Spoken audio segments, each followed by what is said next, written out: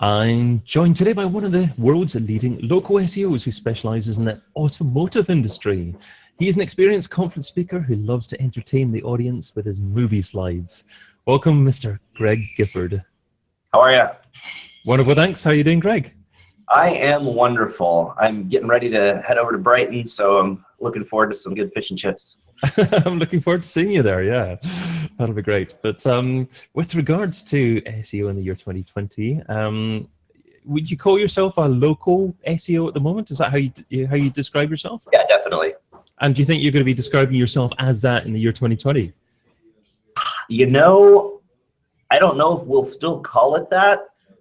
There's always going to be a need for people that know how to manipulate signals for a business's property. And I don't necessarily say website because it could be an app, it could be whatever, but there's always going to be a need for people like me to be able to influence the visibility of a business online, on an app, in a speech, in glasses. Who knows what's going to be available in 5 years, 4 years, 2 years, but there will always be a need for that type of job description to be able to do things to increase the visibility of a business. There will always be a requirement for manipulators.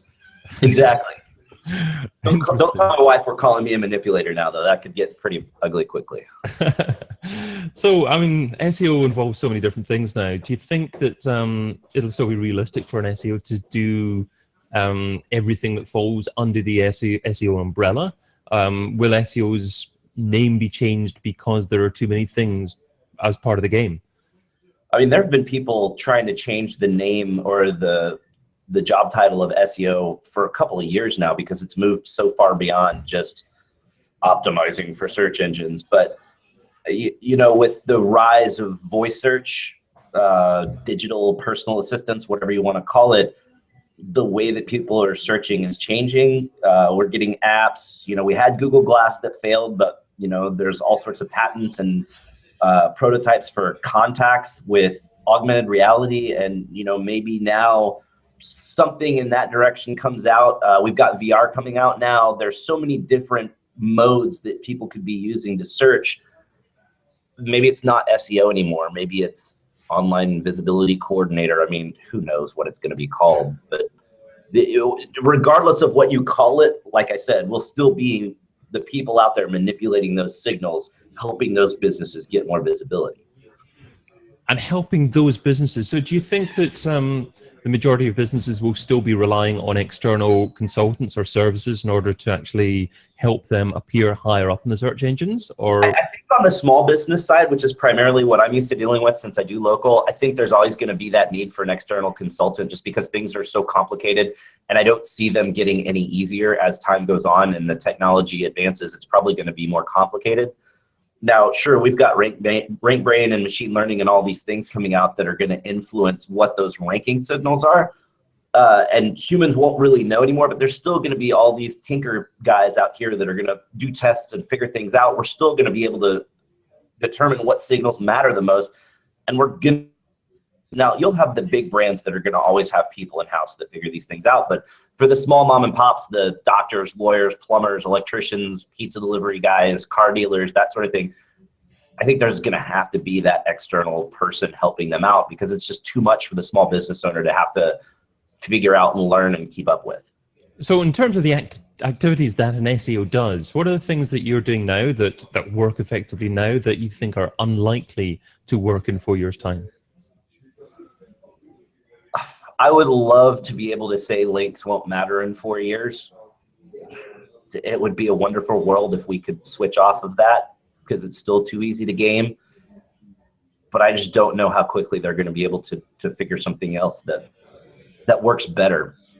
I think social signals are definitely going to be more prevalent, more important, more weighted in the future. We're already seeing them kind of get a little momentum. I think click-through rate and personalization and all of those localization, personalization factors are going to play a huge influence. So it's going to be less and less about what you can do for everyone and more about what you can do for specific users. I think honestly, my kind of favorite wild, wild west to play in right now is Facebook advertising. I think there are incredible opportunities there. You can do some really amazing things there. I think that's going to just continue to mature, and you know, whether Facebook's still around in 4 years, who knows? Probably will be. It seems to be pretty ubiquitous at this point. But there will always be, you know, Facebook, Snapchat, Waze. There will always be these applications that people interface with on a daily basis that will be able to advertise in and gain more visibility.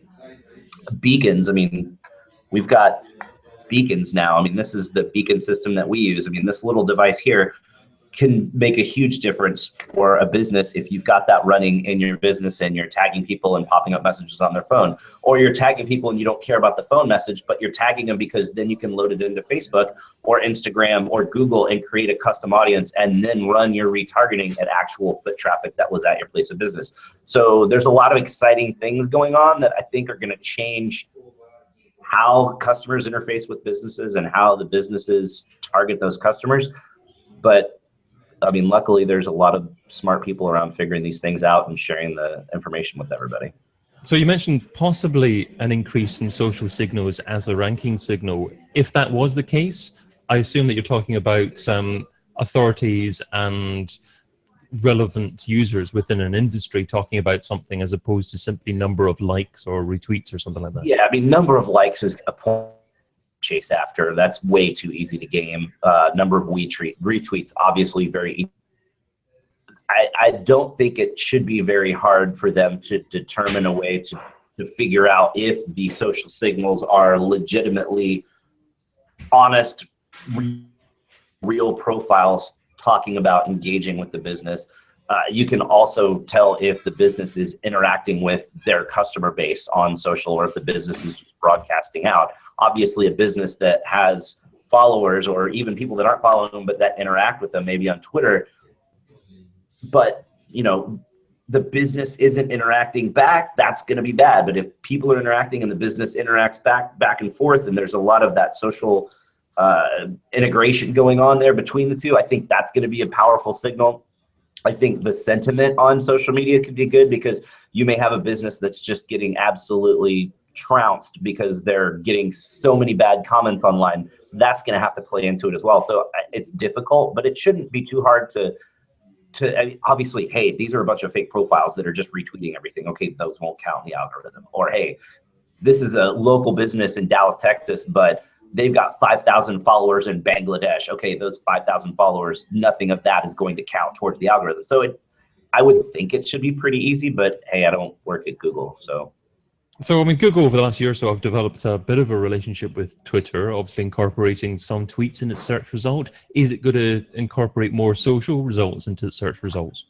I would think important signal. I think you know, they were talking about it years ago. I mean, Matt Cutts was talking about it at SMX West 3 or 4 years ago, how they've been trying to figure out how to use social signals. And it just makes sense because everybody is on some sort of social media almost all the time. I mean, everybody's on Facebook, everybody's on Twitter, everybody's on Snapchat or, you know, WhatsApp or whatever these different apps or venues are that are coming out.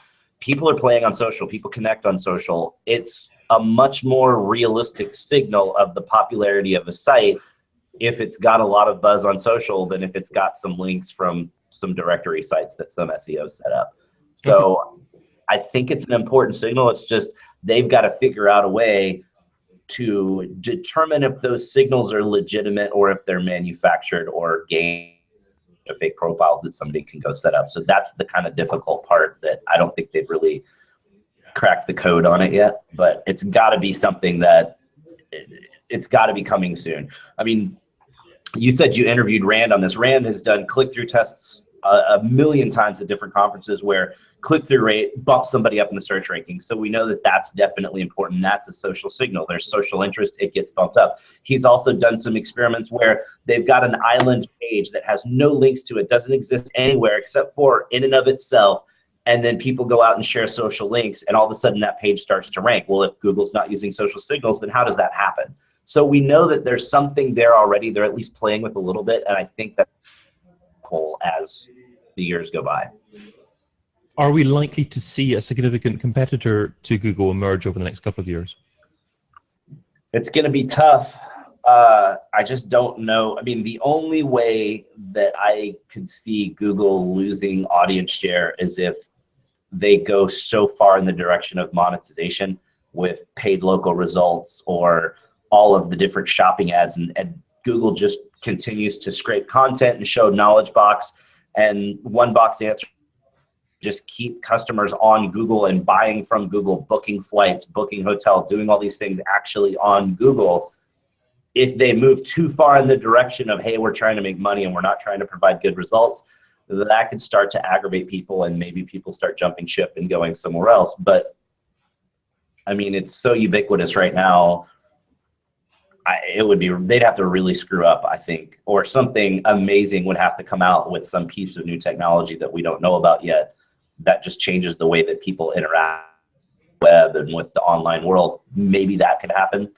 But otherwise, Google's going to have to really screw up to lose out on what they've got.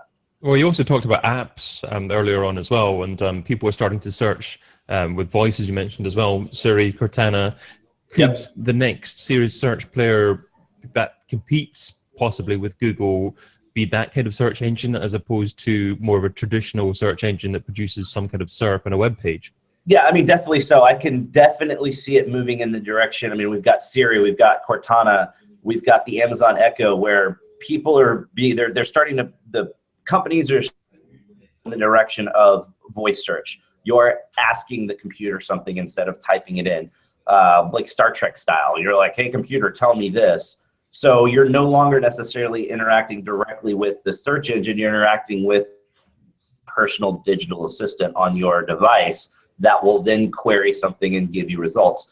Whether we're talking about the search engine or the app, or, you know, there's people out there that specialize in Amazon and how to optimize your products to show up better in Amazon. There's people out there that specialize in how to optimize your apps so they show up better in the App Store on Apple. There will always be people that know how to optimize for whatever venue people are searching in. So yeah, it could be possible that the digital assistant type voice search overtakes Google as time goes by. But, you know, you've got Google now and Cortana on the, well, you've got Google now, you've got Cortana, and then you've got Siri. So you've got those kind of three big players right there. Yeah, who knows which one's going to win out? I mean, it kind of depends on the device adoption. But regardless of what that venue is or what format those searches are taking place in, there's still going to be a need for people to understand how those digital assistants, if we call them that, work, and how they're searching and what factors they're looking at, so that then you can go and manipulate the signals to make sure that your site, your app, your information is more visible to potential customers using those searches.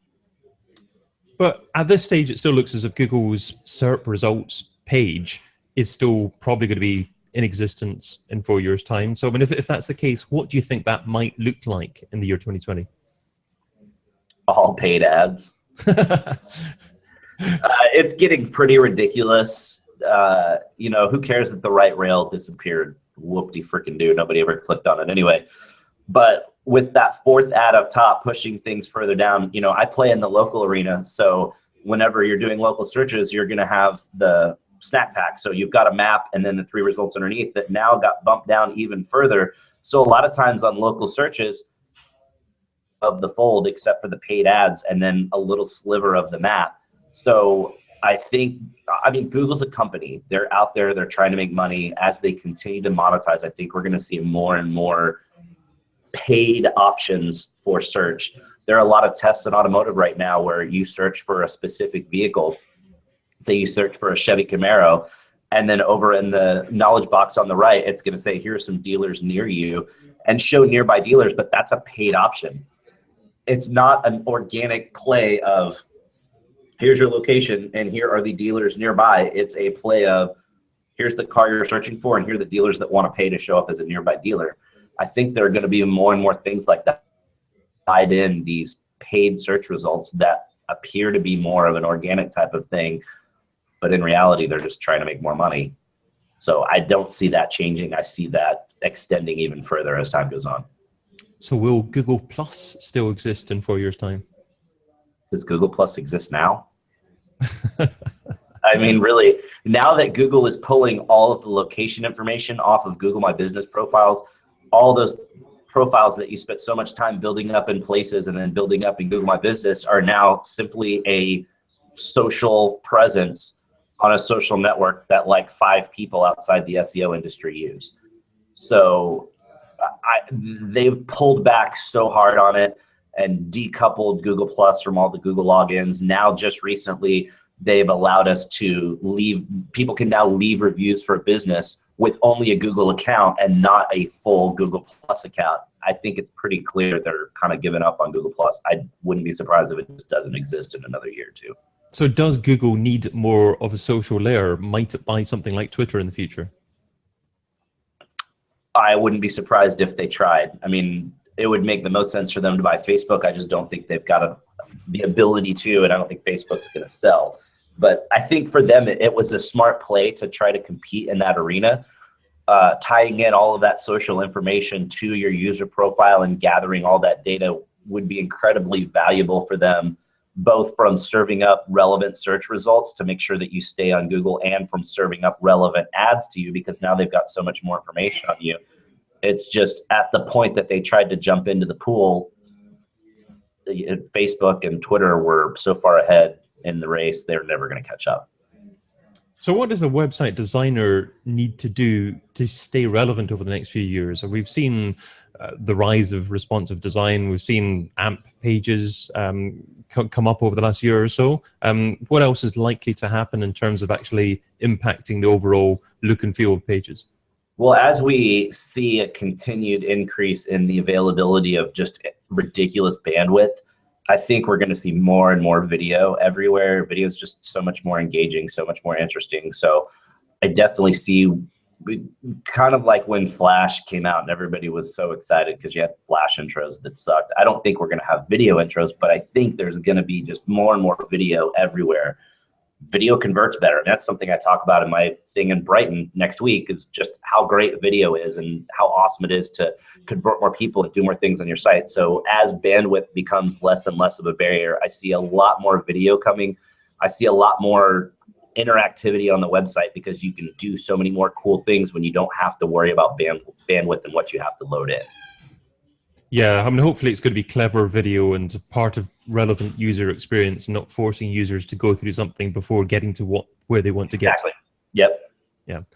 I remember many years ago, the website boo.com launching, and it was a lovely, beautiful fashion website, but this was in the year 2000, and no one had the computers in order to actually be able to actually deliver the kind of user experience that they wanted to at the time. But hopefully, as you say, bandwidth is coming along and going to be able to support so much in the future. 4K video just around the corner for everyone. Yep. And what about user behavior? So that's generally referred to as going to be an increasingly part of SEO in the future. What kind of user behavior metrics are Google likely to be looking at in the future? Well, we already know that click-through rate is influencing search results. I think that's going to be more and more powerful. Especially as, you know, we're really moving into the direction, or we're already at the point where you can't be successful anymore just having a website. You know, 10 years ago, hey, if you had a website, you were cutting edge and you were going to be great. But now everybody's got a website. So now it's got to be what's different, what's better, how are you a better website, how are you a better user experience? And as that continues to happen, everybody now knows, okay, you've got to have good content, you've got to have links, you got to have social mentions, blah, blah, blah, blah, blah.